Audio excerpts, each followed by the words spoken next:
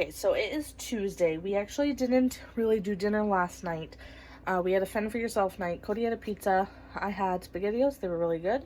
But tonight I'm going to be making really simple pork fried rice with like very minimal ingredients. So I have some brown rice that I'm going to make in my Instant Pot. The Instant Pot guide says it's 20 to 22 minutes and it's 1-to-1. So one cup rice, 1 cup liquid. So I'm going to do that and then make it in here, and then I'm gonna make the fried rice on the stove.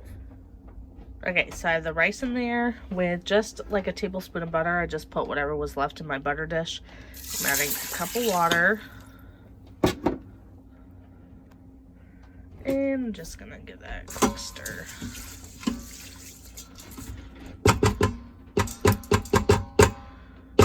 Alright, and then I'm gonna take my lid.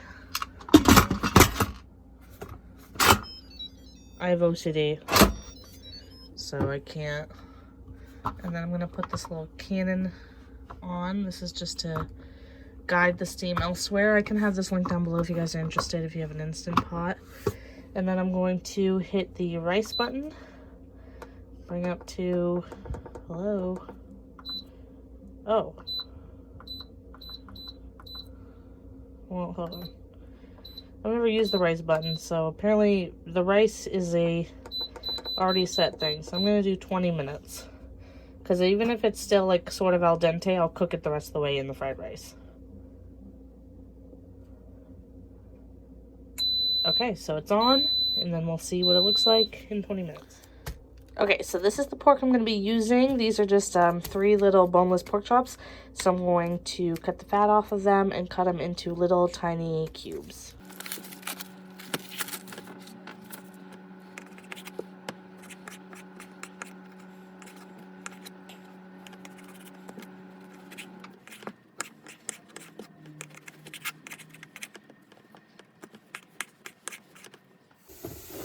Okay, so it's in my pan, so I'm just going to drizzle it with some avocado oil. And then I'm also going to be adding a little bit of salt and some pepper. I can't do it while I'm on camera because of the, gotta use both hands. But I am going to be putting some garlic salt. I put garlic salt in pretty much anything. And I'm also going to be putting some of this ground ginger.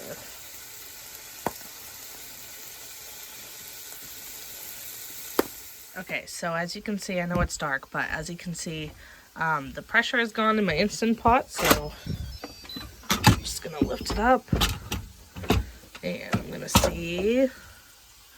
Oh yeah, it definitely looks cooked. Let's take my, oh yeah, that's definitely cooked. So there, now I've cooked rice for my fried rice.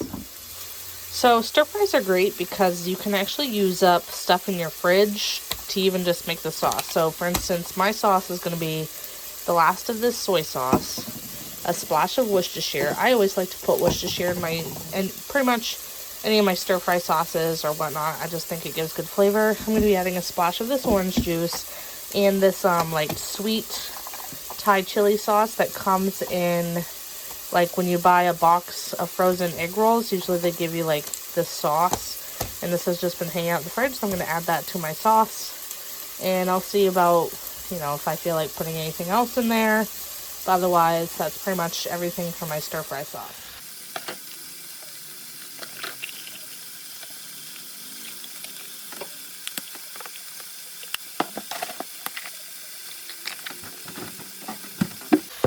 I'm also going to be adding this rice wine vinegar.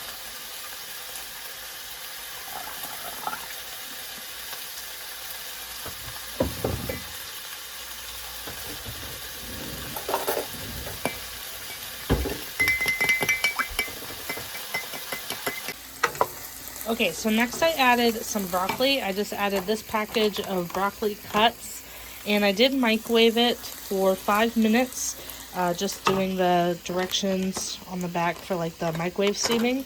That way it just like bumps up the cooking time, but it's still pretty frozen, so it's still gonna take a minute. But I'm just gonna put the cover on this and let the broccoli heat through.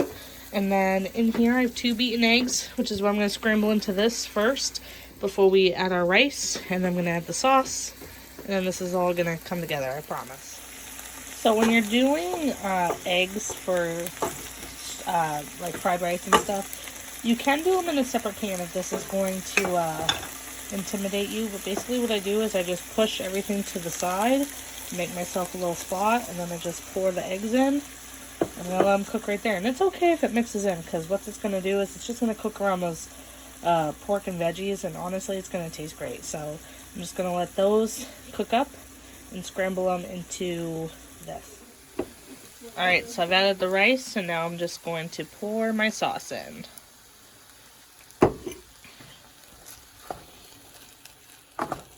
There. I'm just going to mix this around, and then I'm going to put a lid on this, just let it cook for a few minutes, and then dinner is ready. Alright, so that's what this ended up looking like, and that is our dinner for Tuesday. Okay, so here's dinner for Wednesday. This is beef stroganoff. This is actually from work. I brought home the beef stroganoff, and then I just put it in a pan, warmed it through. Then I cooked off some small shell pasta and just threw it in there once it was done. And that is going to be our dinner for Wednesday. So it is now Friday, and last night I didn't film what we were having because I actually got called into work, so I did a night aid shift, so I worked from 3:15 to 7:15, and so it was just a fend for yourself night. I ate dinner at work. Cody ate fish sticks here. So tonight I wanted to make some meatloaf because I had meatloaf last night, and it was so good that I was like, why don't I make this at home for Cody, because Cody likes meatloaf. So I am going to be using the Christy's meatballs or meatloaf recipe. It will be linked down below. My sister and I have been using this recipe for years. We usually do the meatball recipe, and it is just so good, and so I want to use it for my meatloaf today, so that's what I'm going to be doing. So let me just grab all my ingredients. Okay, so I'm going to start by putting 1 pound of ground beef in my bowl. The recipe does say to use lean. However, I don't think this is as lean as it should be. This is 85%. I think when she says use very lean beef in the recipe, she means like 93% or 90% or whatever, but that's okay. I'm just going to skip the oil in this recipe, and that way it will hopefully cut down on all the grease that will come out of this. And then to that, it says to add 1 beaten egg.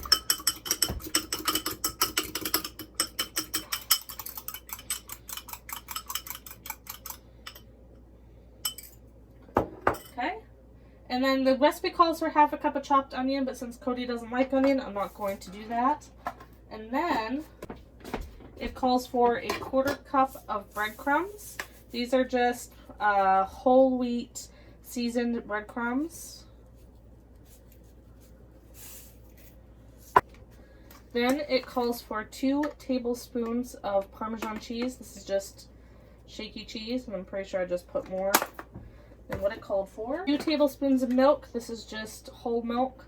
2 teaspoons of mustard. I'm going to be using this brown ginger mustard from Ray's Mustard, but pretty sure it just calls for plain yellow mustard, so you could use that. I just figured this would give good flavor to the meatloaf.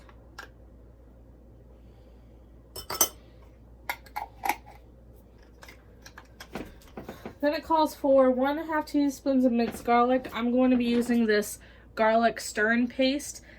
This is just like that Gourmet Garden or whatever brand it's called, but this is just the Hannaford generic brand. So I'm just going to eyeball a teaspoon or so. I feel like I can't have too much garlic, so. Okay, so then it calls for oregano and basil. However, I don't have like those things specifically, so what I do have is this basil, oregano, and garlic and sea salt blend. So what I'm going to do is it calls for 1/2 teaspoon of basil, 1/2 teaspoon of oregano, so I'm just going to add 1 teaspoon of this mixture. And then it calls for 1/2 teaspoon of parsley. I think I added a teaspoon, but that's okay. And then 1/2 teaspoon of salt. I'm just going to eyeball that. And pepper.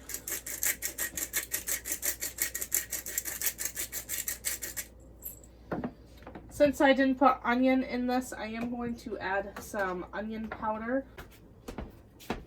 Then it calls for half a teaspoon of Worcestershire sauce, so I'm just going to do a few dashes. I find Worcestershire sauce is just really good. A fourth of a teaspoon of hot sauce. The only hot sauce I have is this buffalo sauce, but I'm just going to put the tiniest amount and hope for the best. Then it calls for 2 teaspoons of oil and 2 teaspoons of butter. Again, I'm going to skip that because I just feel like beef has enough fat in it that I think it's going to be fine.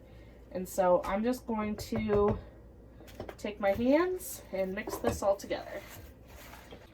Okay, so I have a glass 13 by 9 here, and I'm just going to spray this. And I do have my oven preheated to 350, by the way. And I'm just going to dump out the meat mixture, and with clean hands, just going to form this into a log.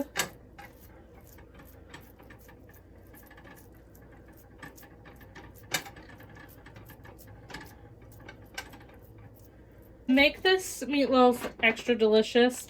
The recipe doesn't call for this, but I'm going to do it. I'm going to put some bacon over the top of this meatloaf. So this is from Members Mark from Sam's Club. We got this in 3 1-pound packages for like $8, which was a really good deal. So I'm just going to layer some on top of my meatloaf.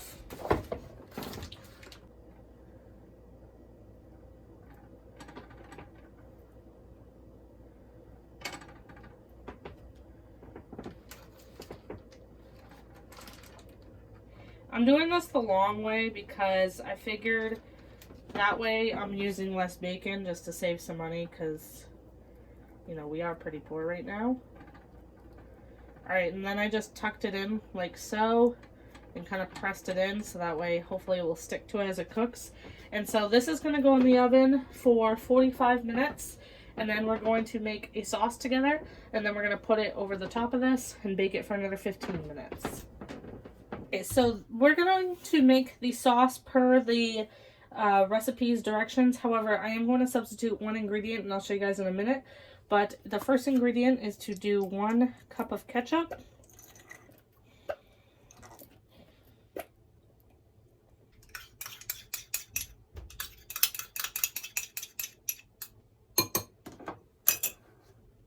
And then the sauce recipe also calls for half a cup of chopped onion, but again, I'm going to omit that.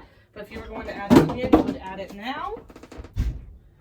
And I'm just using that stir and paste again. Okay. Okay, so now the sauce calls for a 1/4 cup of brown sugar. However, I don't have any. So I'm going to show you guys what I do when a recipe calls for it. So I'm going to do a 1/4 cup of brown sugar, which is also 3 tablespoons. I dirtied up my 1/4 cup, so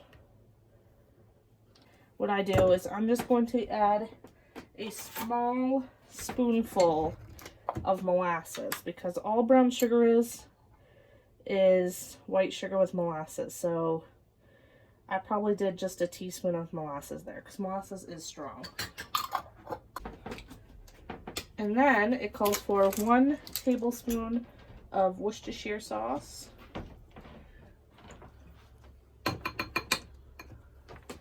And then it calls for a teaspoon of salt, which seems like a lot because ketchup is really salty. So I'm just going to shake some in and crack some fresh pepper in there. And I'm just going to whisk this.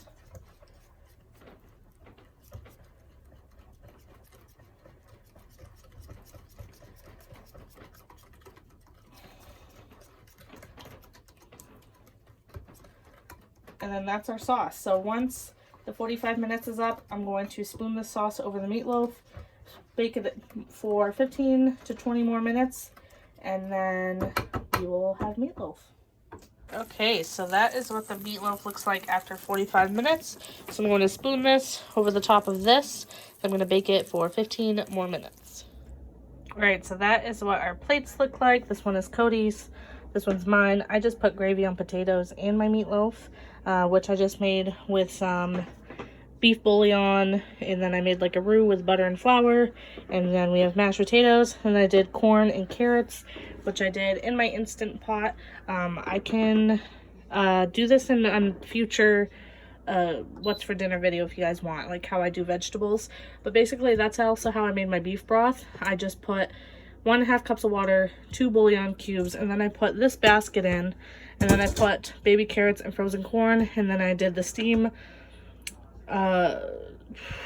oh my gosh, I did the steam button for 6 minutes, and then I did natural pressure release for like 10 minutes. Then I let the rest of the pressure out, and then I took what broth I wanted, and then I just put the veggies in there just to give it good flavor while dinner was finishing up cooking. But that is dinner for Friday.